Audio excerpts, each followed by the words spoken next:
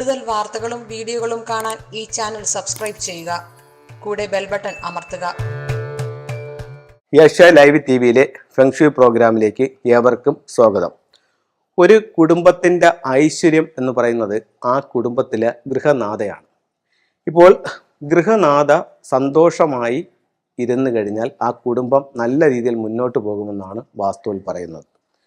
അത് നമ്മളെ ഗ്രഹങ്ങളുടെ കാരകത്വത്തെ പറ്റി പറയുമ്പോൾ സ്ത്രീ എന്ന് പറയുന്നത് ശുക്രനായിട്ടാണ് കണക്കാക്കുന്നത്. അപ്പോൾ ശുക്രന്റെ അംശമാണ് സ്ത്രീ. അപ്പോൾ ഒരു വീടിൻ്റെ ശുക്രന്റെ അംശമുള്ള സ്ഥലം ഏതാണെന്ന് ചോദിച്ചു കഴിഞ്ഞാൽ ആ വീടിൻ്റെ തെക്ക് കിഴക്ക് ഭാഗം, അതാണ് ശുക്രന്റെ അംശമുള്ള സ്ഥലം. അപ്പം അവിടെ സ്ത്രീ അവിടെ നമുക്ക് അടുക്കള വരികയും അടുക്കളയിൽ സ്ത്രീ അവിടെ നിന്ന് നമുക്ക് ഭക്ഷണങ്ങൾ പാചകം ചെയ്യും, മറ്റു കാര്യങ്ങളും ചെയ്യുമ്പോൾ ശുക്രന്റെ സ്ഥലത്ത് സ്ത്രീ വരുന്നു. അത് നമുക്ക് ഒരുപാട് പോസിറ്റീവായിട്ടുള്ള അനുഭവങ്ങൾ നമ്മുടെ ജീവിതത്തിലേക്ക് കൊണ്ടുവന്ന് തരും. അപ്പം സ്ത്രീ എന്ന് പറയുമ്പോഴത്തേക്ക് എപ്പോഴും ചിരിച്ച മുഖമുള്ള സ്ത്രീ എന്ന് പറഞ്ഞാൽ ശുക്രന്റെ ലക്ഷണമായിട്ടാണ് കണക്കാക്കുന്നത്. അപ്പോൾ എപ്പോഴും സ്ത്രീയെ സന്തോഷപ്പെടുത്തി നിർത്തുക, അവരെ എപ്പോഴും അവരുടെ കണ്ണ് നിറയാതെ അവരെ സന്തോഷമാക്കി നിർത്തുകയാണെങ്കിൽ ഉറപ്പായിട്ടും നമുക്ക് സാമ്പത്തികമായിട്ട് അഭിവൃദ്ധി ഉണ്ടാവുകയും വീട്ടിൽ ഒത്തിരി സമ്പത്ത് നിലനിൽക്കുകയും ചെയ്യും. ഇത് എല്ലാവരും ഒന്ന് ഫോളോ ചെയ്ത് നോക്കൂ. ഉറപ്പായിട്ടും നിങ്ങളുടെ ജീവിതത്തിൽ ഒരുപാട് മാറ്റങ്ങൾ ഈ ഒരൊറ്റ കാരണം കൊണ്ട് തന്നെ വരും. അപ്പോൾ നമ്മളെപ്പോഴും സ്ത്രീയെ അതിൻ്റേതായിട്ടുള്ള രീതിയിൽ നമ്മൾ ബഹുമാനിക്കുക, അവരെ എപ്പോഴും റെസ്പെക്റ്റ് ചെയ്യുക, അവരെ സന്തോഷത്തോടെ നമ്മൾ നിർത്തുകയാണെന്നുണ്ടെങ്കിൽ അവരെ നമ്മുടെ ജീവിതത്തിലേക്ക് കൊണ്ടുവരും. ഇപ്പം നിങ്ങൾക്ക് ചെക്ക് ചെയ്താൽ അറിയാൻ പറ്റും. ഇപ്പോൾ പല ബിസിനസ്സുകളും ചെയ്യുന്നത് ഭാര്യയും ഭർത്താവും കൂടി ആയിരിക്കും. അപ്പോൾ അങ്ങനെ ചെയ്യുന്ന ബിസിനസ്സുകൾ, ഇപ്പോൾ ഒരു ചായക്കട തുടങ്ങിയാൽ തന്നെ ഒരുപക്ഷെ അവർ രണ്ടുപേരും അവിടെ ഉണ്ടാവും. അല്ലെങ്കിൽ വേറെ എന്തെങ്കിലും ഒരു വലിയ ബിസിനസ് ആയാലും തന്നെ അവർ രണ്ടുപേരും അതിൻ്റെ കണക്ക് മറ്റുള്ള കാര്യങ്ങളും എല്ലാം നോക്കാനായിട്ട് അവർ രണ്ടുപേരും അതിനകത്തുണ്ടാവും. അപ്പോൾ അത്തരത്തിലുള്ള സ്ഥാപനങ്ങൾക്ക് മറ്റുള്ള സ്ഥാപനങ്ങളെക്കാൾ കുറച്ചും കൂടെ ഉയർച്ച അധികമായിരിക്കും.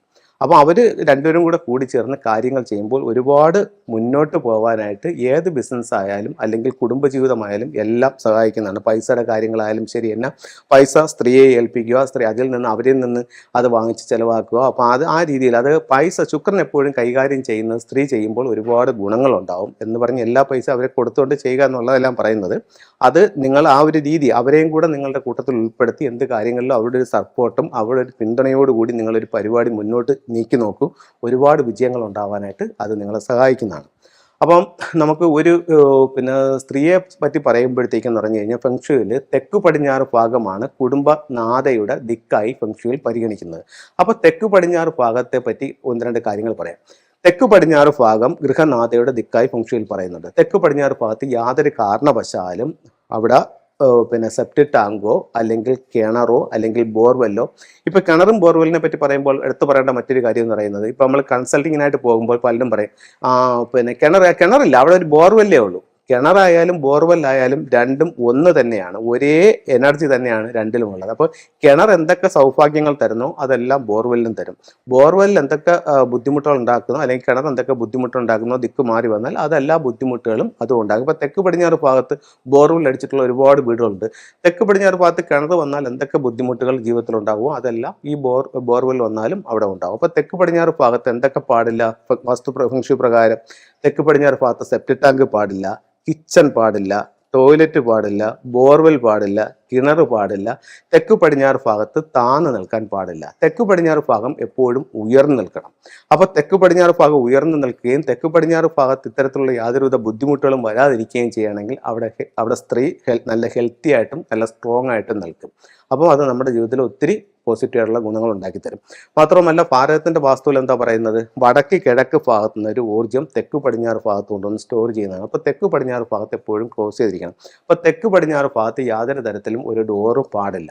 അപ്പോൾ ചിലർ ചോദിക്കും അതൊരു ബെഡ്റൂമാണ്, ബെഡ്റൂമിന്റെ തെക്ക് പടിഞ്ഞാറ് ഭാഗത്ത് ഡോറ് ചെയ്യാവോ എന്ന് ചോദിക്കും. ഇല്ല, തെക്ക് പടിഞ്ഞാറ് ഭാഗത്ത് എന്ത് റൂമിന്റെ ആയാലും തെക്ക് പടിഞ്ഞാറ് ഭാഗത്ത് ഡോറോ ജനലോ യഥാർത്ഥത്തിൽ പാടില്ല. അപ്പോൾ തെക്ക് പടിഞ്ഞാറ് ഭാഗം അത്രത്തോളം വൃത്തിയായും ശുദ്ധിയായി ഇരിക്കണം.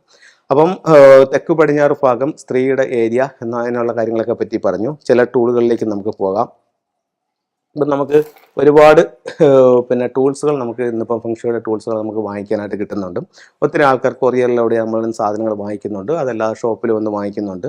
പ്ലാനും മറ്റുള്ള കാര്യങ്ങളും കൂടെ കൊണ്ടുവന്ന് ഷോപ്പിൽ കൊണ്ടുവന്നിട്ട് അതിനെ കൺസൾട്ട് ചെയ്തിട്ട് അതിനാവശ്യമായിട്ടുള്ള ടൂളുകൾ വാങ്ങിച്ചുകൊണ്ട് പോയി വെച്ചിട്ട് ഒത്തിരി റിസൾട്ടുകൾ പലരും പറയുന്നുണ്ട്. അതല്ലാതെ വീട് വന്ന് കൺസൾട്ട് ചെയ്തിട്ട് പ്രശ്നങ്ങളും പരിഹാരങ്ങളും പറഞ്ഞ് അതിനെ കറക്റ്റ് ചെയ്ത് കൊടുക്കുന്നവരുണ്ട്. അപ്പോൾ നമുക്ക് പൊതുവെ ചോദിക്കാവുന്നൊരു ചോദ്യം, ഈ നമുക്ക് ടൂളൊന്നും വെക്കാൻ പറ്റാത്തൊരു സാഹചര്യത്തിലുള്ള ഒരു വ്യക്തിയാണ് ഞാൻ. അപ്പോൾ അങ്ങനെയാണെന്നുണ്ടെങ്കിൽ എനിക്കിത് ഫംഗ്ഷൻ ചെയ്യാൻ പറ്റുമോ അല്ലെങ്കിൽ വാസ്തു ചെയ്യാൻ പറ്റുമോ എന്ന് ചോദിക്കുന്നത്. ഉറപ്പായിട്ടും ചെയ്യാം. ടൂൾ വെച്ചിട്ട് മാത്രമേ നമുക്ക് റിസൾട്ട് വരൂ എന്നില്ല. വീടിൻ്റെ വാസ്തു കറക്റ്റ് ചെയ്താൽ തന്നെ നമുക്ക് ഓട്ടോമാറ്റിക്കായിട്ട് നമ്മളിലേക്ക് റിസൾട്ടുകൾ വരാൻ തുടങ്ങും. അപ്പോൾ പിന്നെ ടൂൾ വെക്കേണ്ട കാര്യം എന്ന് വെച്ചാൽ ടൂൾ വെച്ച് കഴിഞ്ഞാൽ ആ റിസൾട്ട് കുറച്ചും കൂടെ ഫാസ്റ്റ് ആവും. നമ്മൾ ഉദ്ദേശിക്കുന്ന അപ്പുറത്തൊരു ലെവലിലേക്ക് നമ്മളിലേക്ക് റിസൾട്ട് വരാനുള്ള സാധ്യത ടൂളിനുണ്ട്. ടൂൾ ഇല്ലാതെയും നമുക്ക് വീട് വാസ്തു കറക്റ്റ് ചെയ്യാനായിട്ട് സാധിക്കും. ഇത് ഒരു 3 legged ഫ്രോഗ് എന്ന് പറഞ്ഞിട്ടൊരു ടൂളാണ്. ഒരു 3 കാലുകളുള്ള ഒരു തവള. അപ്പം ഒത്തിരി സൗഭാഗ്യങ്ങളുമായിട്ട് ഒരു സമ്പത്തിൻ്റെ തവള നമ്മുടെ വീടിനുള്ളിലേക്ക് കടന്നു വരുന്ന രീതിയിൽ നമുക്കിത് ഉപയോഗിക്കാവുന്നതാണ്. ബെഡ്റൂമിൽ നമുക്ക് വെക്കാവുന്ന നല്ലൊരു ടൂളാണ് ഈ ഒരു ക്ലസ്റ്റർ. ഇത് നാച്ചുറൽ ആയിട്ടുള്ളതാണ്. ഇത് അമത്തിസ്റ്റിൻ്റെ സ്റ്റോൺ ആണ്. അമത്തിസ്റ്റിൻ്റെ ക്ലസ്റ്റർ നമുക്ക് ബെഡ്റൂമിൽ ഉപയോഗിക്കാം. വീടിൻ്റെ വടക്ക് പടിഞ്ഞാറ് ഭാഗത്ത് നമുക്ക് 5 element പഗോഡ് ഉപയോഗിക്കാവുന്നതാണ്. വടക്ക് പടിഞ്ഞാറ് ഭാഗത്ത് ബെഡ്റൂം ഉള്ളവർക്കോ പ്രധാന ഡോർ ഉള്ളവർക്കോ 2023 ഉറപ്പായിട്ടൊരു 5 element പഗോഡ് വയ്ക്കുന്നത് ദോഷങ്ങളെ അതിജീവിച്ച് മുന്നോട്ട് പോകാനായിട്ട് നല്ലതായിരിക്കും. അടുത്തത് ചൈനയുടെ വിശ്വാസപ്രകാരം 4 ദിക്കുകളിൽ ഉപയോഗിക്കാവുന്ന അനിമൽസ് ആണ്. ഈസ്റ്റിൽ വന്നിട്ട് ഡ്രാഗണെ വെക്കാം, സൗത്തിൽ വന്നിട്ട് ഫീനിക്സ് വെക്കാം, നോർത്തിൽ വന്നിട്ട് ടോട്ടോയ് വെക്കാം, അത് കഴിഞ്ഞിട്ട് വെസ്റ്റിൽ വന്നിട്ട് വൈറ്റ് ടൈഗർ നമുക്ക് വെക്കാവുന്നതാണ്. അപ്പോൾ ഇത്തരത്തിലുള്ള ഓരോ ടൂളുകളും നിങ്ങളുടെ ജീവിതത്തിൽ വലിയ വലിയ വിജയങ്ങൾ ഉണ്ടാക്കി തരട്ടെ എന്ന് പ്രാർത്ഥിച്ചുകൊണ്ട് നിർത്തുന്നു. നന്ദി, നമസ്കാരം.